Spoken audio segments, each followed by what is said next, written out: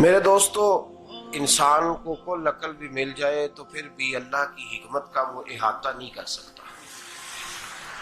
रब्बे करीम को ज्यादा पता है कि हमारे लिए कौन सी चीज बेहतर है और कौन सी चीज हमारे लिए नुकसान का बाइस है।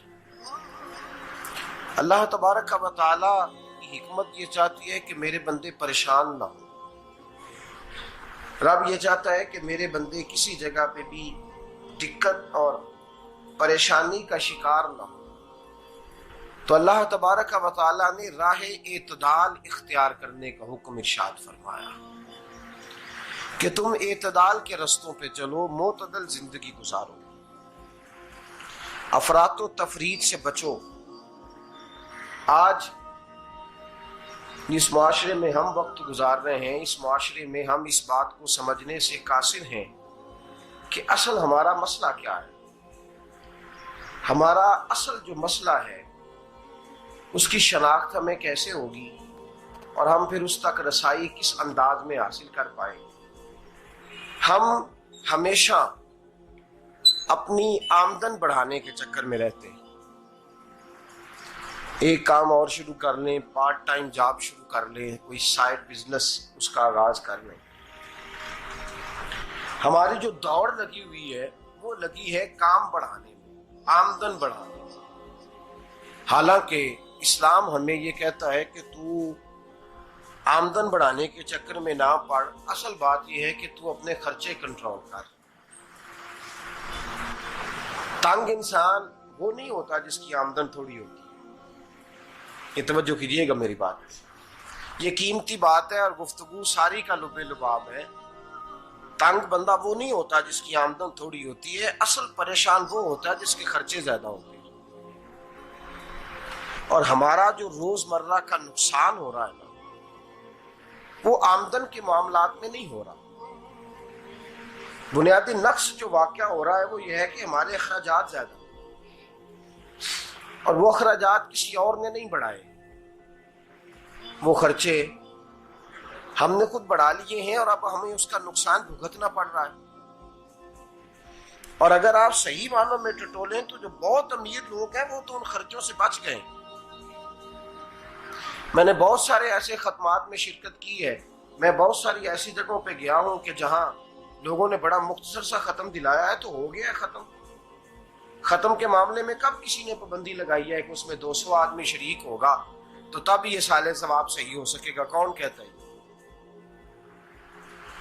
या शादी के मौके पर अगर सारे बहन भाइयों को न बुलाया गया तो मेरी शादी पाया तकमील तक नहीं पहुंचेगी, इसमें बरकत नहीं होगी। ये किसने फतवा दिया है? मोतदल जिंदगी का इस्लाम हुक्म देता है। मैं पढ़ रहा था कि एक बहुत बड़ा सदर है, गालबन सूडान के सदर की बात हो रही थी, तो अपने बेटे की बारात लेके गया तो 4 लोग गए हैं बारात, और 15 लोगों का उसने एहतमाम किया अपने घर में खाना खाने का। तो क्या शादी हो गई कि रुक गई? तो भाई राग अलापना इस बात का कि बड़ी परेशानी है, कोई साइड बिजनेस शुरू किया जाए फलान जगह फलान जगह फलान जगह। तो असल मामला ये है कि पहले एक बंदा कमाता है तो फिर भी घर ही चलता है, फिर बड़ा बेटा साथ शामिल होता है तो फिर भी घर ही चलता है, फिर मंझला बेटा शामिल होता है तो फिर भी घर ही चलता है। जो रोना दादाजी रोया करते थे कि बड़ी मुसीबत है, बड़ी मुश्किल है, गांव में रह अकेले होते थे और वो 5 बच्चों को और 4 बच्चियों को वो पालते थे। तो जो वहां परेशानी थी वही आज परेशानी शहर में आकर पढ़ लिख कर मोटी तनख्वाह लेकर वही परेशानी हमें है। तो मैं जिस नतीजे पे पहुंचा हूं इसको पढ़ के, कुरान मजीद की चंद आयात को देखकर और इस मफहूम की जो हदीसें कुतुब हदीस में पाई जाती हैं और हमारे बुजुर्गों ने हमें जो मिजाज इस हवाले से दिया है, मैं इस नतीजे पे पहुंचा हूं कि मसला आमदन का नहीं, मसला खर्चे का है। हमारे खर्चे बुनियादी तौर पर ज्यादा, और अगर फिर हम ज्यादा बोझ खवातीन पे डालते हैं कि वो मुतालबे ज्यादा करती हैं। और अगर आप मुझसे पूछें तो खवातीन की भी अगर किसी जगह कोई आदत खराब होती है तो उसमें असल किरदार उसका होता है जो वो आदत खराब तो क्यों अपने गले से उतार के आप किसी के गले में बात डालने के चक्कर में है? वो खवातीन की तबीयत नहीं ऐसी है। असल बात यह है कि हमने आदत डाली है, हमने ये मिजाज उनको दिया है तो उनका बना है, न कैसे बन सकता। तो एतदाल जब तक जिंदगी में नहीं होता, पानी प्यास बुझाता है, लेकिन एक गिलास ही हो तो प्यास बुझाता है। बाल्टी को मुंह को लगाएगा तो कपड़े भिगो देगा उसके। हालांकि पानी बुरी चीज का नाम नेमत है ना, बहुत बड़ी अल्लाह की, लेकिन प्याले में ही अच्छा लगता है। कोई मटका मुंह को लगाएगा तो तांग होगा, प्याला ही बेहतर है उसके लिए। तो मेरे दोस्त, मटके से भी बाज़-औक़ात काम चल जाता है, लेकिन अगर कोई कहे नहीं मुझे दरिया ही चाहिए तो उसका तो घर बह जाएगा, सारा घर बह जाएगा उसका। हमें दरिया काबू करने का मूड बनाया हुआ है तो इससे घर बहा करते हैं, इससे घर बना नहीं करते।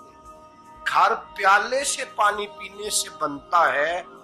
अगर तू दरिया पे कब्जा करने का मूड बनाएगा तो घर बनेगा नहीं, घर बह जाएगा। आग ना हो तो खाना पक नहीं सकता, लेकिन हल्की आंच से खाना पकता है। और अगर आंच तेज कर दी जाए तो जी, करीने क्यास बात कर रहा हूं मैं, अकल से मावरा नहीं कर रहा। करीने क्यास समझाने के लिए मिसालें दे रहा हूं। हल्की आंच पे खाना पक जाता है और आग तेज हो तो खाना जल जाता है। तो खाना उतनी देर खाने के काबिल रहता है जब तक वो हल्की आंच पे पकता है। तू जितनी मर्जी तू कहता है नहीं मेरा गुजारे नहीं, आग तेज होनी चाहिए, तो मियां जल जाएगा, जल जाएगा। हवा न मिले तो सांस नहीं आती, ठीक है? ऑक्सीजन ना हो तो सांस है, हवा ना चले तो गुजारा नहीं होता। लेकिन अगर तेज जले ना, अगर तेज जले तो तेज चले तो आंधी और तूफान बन जाए तो छतें गिरा देती है, जाने ले लेती है।